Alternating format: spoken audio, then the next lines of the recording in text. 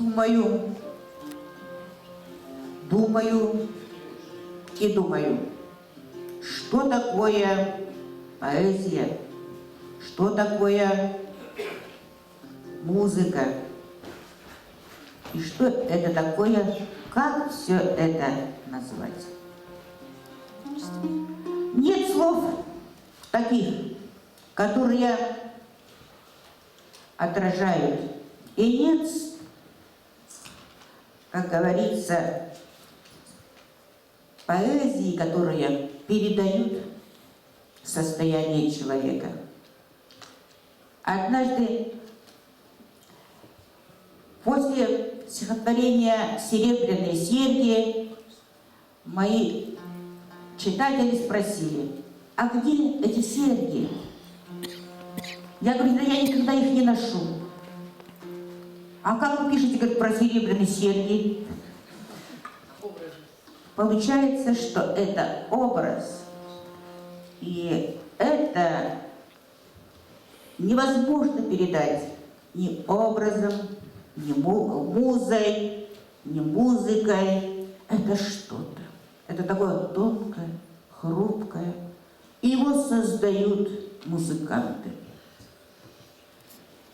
Наш союз композиторов далеко за пределами Родины известен. Он известен не только в республике, он известен во многих странах. А сегодня я бы хотела сказать, почему они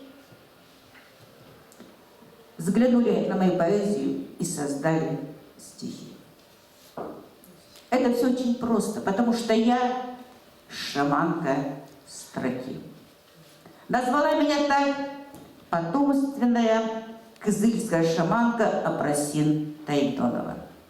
А это значит, Сёстыкхан путешествует во времени и в пространстве. Я шаманка строки. Я камлаю над нею, и на бубне листа россыпь слов вслед копыт. То крылатый мой конь на крыле вдохновения, на крыле моей мысли над миром летит. Белолобый мой конь, белокрылая птица, над землею, как облако, вольно парит. И мерцает пред ней неземная граница, золотистым кубком красно-ало горит. Это солнце восходит. С молитвой кроткой губы руки воздели, но бубен мой лист сквозь столетия плывет, словно белая лодка, и весло моя белая кисть.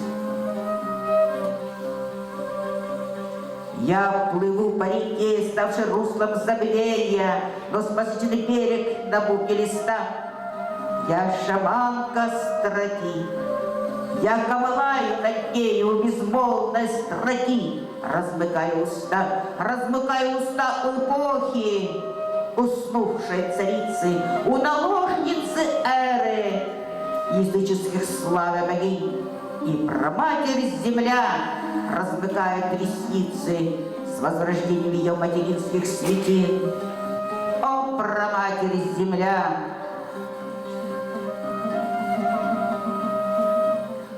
Порывы ветров, пляски бешеной бури, ты камлала, спасая народ мой от смерти и зла.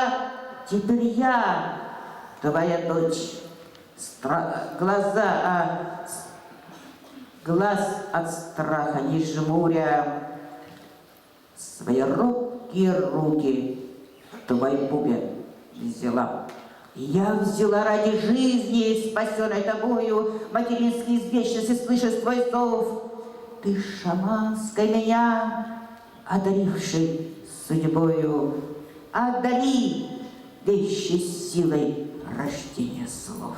Я шаманка строки, я над ней камлаю, чтоб рождалась на бубне листа на вновь, чтоб крылата, как конь, путь лишь свой пролагая, пробудила других древней крови той зов.